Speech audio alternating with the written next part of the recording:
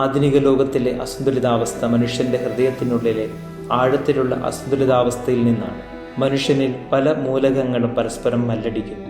ഒരു ജീവി എന്ന നിലയിൽ മനുഷ്യൻ പരിമിതികൾ അനുഭവിക്കുന്നു. എന്നിട്ടും ആഗ്രഹങ്ങളിൽ അതിരുകളില്ലാത്തതായി തോന്നുകയും ഉയർന്ന ജീവിതത്തിലേക്ക് വിളിക്കപ്പെടുകയും ചെയ്യുന്നു.